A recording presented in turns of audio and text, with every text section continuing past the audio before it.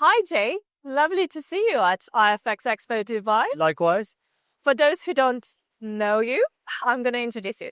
So I'm here with Jay Mawji, the CEO of STARprime. Yeah, that's the right title. So STARprime is the newly launched institutional prime business within the Star Group. Yes, that's right. So I was wondering, it's quite a busy space, right? So what's your core institutional strategy today? Right.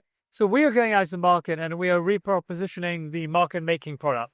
Essentially what we're saying is order flow has value in it.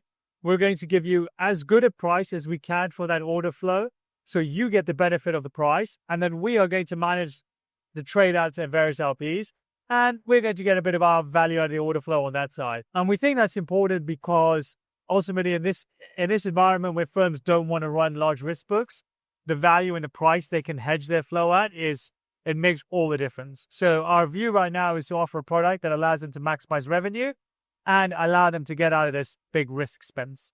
Okay. So I guess a lot of your clients were really happy in January then. They were, and we were happy, and LPs were happy, and bridge providers were happy. So actually, as it turns out, what was a very difficult period, we had an ecosystem of happy counterparties. And I think that's really what adds value to our industry is there's enough for everybody to be active and successful participants.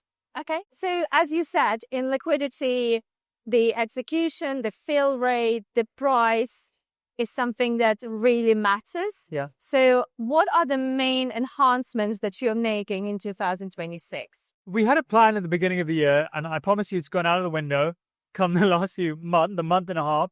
And actually what we're doing now is going back to technology providers like yourselves and sitting down and having really structured, meaningful conversations about how we can use the tech you have better, but actually how we can structure our business appropriately.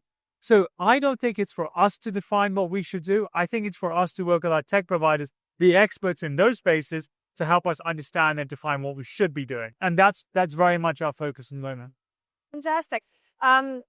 Actually, since our last podcast, which I think was one of the most successful podcasts we had, it was the first we did under your verse. I think Okay. It got quite a few views. I remember you've spoken about risk management and in general governance being critical in the industry. So what's your framework of handling those volatile times? What is it that you do differently there? Yeah, what we've learned over the last 6 weeks is that regulatory structure there, capital structures, all these things are critical to surviving that period. But the single most important thing is actually building out your product you're offering for your client. It's fine saying, oh, I'll just stick up margins to protect my balance sheet, but what about the end client?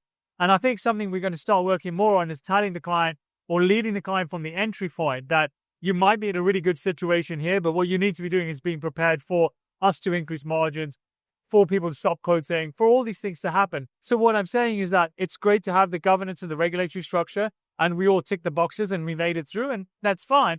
But actually, we really need to start thinking about whether regulation and governance structure is good for business or is it aimed at the client? And we've got to start narrowing the space down. So you're going to see less competitive offering, but I think the name of the game now is not competitive, it's longevity. And we're going to focus on a longevity offering.